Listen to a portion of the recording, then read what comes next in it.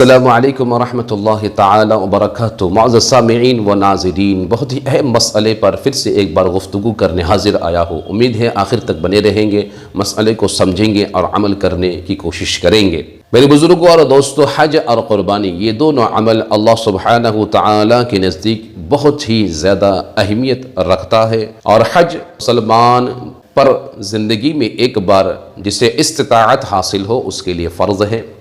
क़ुरबानी हर एक इस्तिताअत साहिब इस्तिताअत पर सुन्नत है, हनफी के नज़दीक वाजिब है।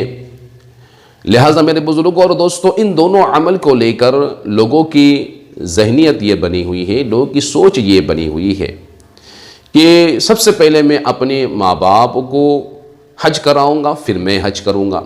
सबसे पहले अपने माँ बाप के नाम पे क़ुरबानी करूँगा, फिर मैं क़ुरबानी करूँगा। तो क्या इस तरह करना दुरुस्त है? तो आइए इस मसले को अच्छे तरीके से समझने की कोशिश करें, क्योंकि क़ुरबानी के अय्याम चल रहे हैं, हज के अय्याम चल रहे हैं। अभी अनकरीब जो है क़ुरबानी भी आने वाली है। तो लिहाजा हमें इस मसले को अच्छी तरीके से समझ लेना चाहिए। याद रखिए, जिसके ऊपर हज फ़र्ज़ है, हज किस पर फ़र्ज़ है? जो इस्तिताअत रखता हो, वहाँ तक जाने का ख़र्च रखता हो, फिर वहाँ से लौट कर आने का ख़र्च रखता हो, उसकी तबीयत भी उसके साथ हो, तमाम लवाज़िमात जो हज के लिए ज़रूरी है वो उसे अदा कर सके, उसके पास ताकत मौजूद है, तो उस पर हज फ़र्ज़ है। अब जब खुद पर हज फ़र्ज़ हो गया और मैं चाहता हूँ कि अल्लाह ने जब मुझे दौलत दे दी है तो मैं पहले अपने माँ बाप को हज कराऊँ, फिर बाद में अपना हज करूँ, तो इस तरीके से करने से याद रखिएगा आप गुनहगार होंगे। इसलिए कि आप पर जब हज फ़र्ज़ है तो ज़रूरी है कि आप हज अदा करें। हाँ, अगर आपके पास इतनी माल और दौलत है कि आप हज अदा करने जा रहे तो अपने वालिदैन को साथ में लेके जाना चाहते हैं तो आप जाइए, बेशक उसका अजर व सवाब मिलेगा। लेकिन अपने ऊपर जब फ़र्ज़ हो चुका हो हज और उस फ़र्ज़ियत को छोड़कर हम माँ बाप को हज कराएं तो हमारी फ़र्ज़ियत अदा नहीं होगी जो हम पर फ़र्ज़ है। तो पहले हम फ़र्ज़ अदा करेंगे, हम हज को जाएंगे, चाहे अब वह हज जवानी में फ़र्ज़ हुआ हो या बुढ़ापे में। बहुत सारे लोगों की जहनीत भी बनी हुई है कि भाई अभी जवानी में माल दौलत आया, अभी तो बुढ़ापा आना बाकी है, बाद में हज करेंगे।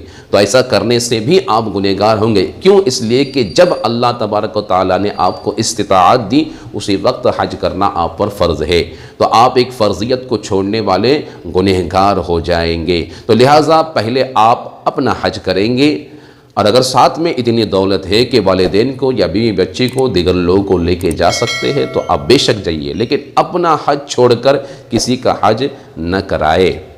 ठीक इसी तरीके से क़ुरबानी, जब आप पर इस्तिताअत है, आपके पास इस्तिताअत है, तो अपने नाम की क़ुरबानी छोड़कर हम दूसरों के नाम की क़ुरबानी कर रहे हैं तो ये दुरुस्त नहीं है, बल्कि हम अपने नाम पे क़ुरबानी करें, क्योंकि अल्लाह ने हमें इस्तिताअत दी है। जिसे इस्तिताअत अता की है उसने अपने नाम की क़ुरबानी करना है, अपने नाम की जानवर ख़रीदना है। हाँ, अगर अल्लाह ने इतनी इस्तिताअत दी है कि मैं अपने नाम पर करते हुए दिगर लोगों के नाम पे करना चाहता तो आप वो भी बेशक कर सकते हैं, लेकिन अपने नाम की आप छोड़कर, जबकि इस्तिताअत आपको हासिल है, दूसरों के नाम पे आप क़ुरबानी कर रहे हैं तो ये दुरुस्त नहीं है। तो हज़रात से गुजारिश करूँगा कि आप हज़रात ने बहुत सारी बातों को समझ लिए होंगे। जब आप समझ गए तो दूसरे मुसलमान भाइयों तक भी इन बातों को पहुँचाइए, ताकि वो भी सही तरीके से क़ुरबानी करने वाले, हज करने वाले बन जाए। अल्लाह तबारक व तआला सारे हाजियों के हज को कबूल फ़रमाए, और जितने लोगों ने क़ुरबानी का इरादा किए है अल्लाह सबों की क़ुरबानी को अपने बारगाह में कबूल फ़रमाए, और जिन्होंने इरादा नहीं किए हैं वो भी इरादा कर लें कि अल्लाह हमें ताकत दे तो ज़रूर हम कुर्बानी करेंगे।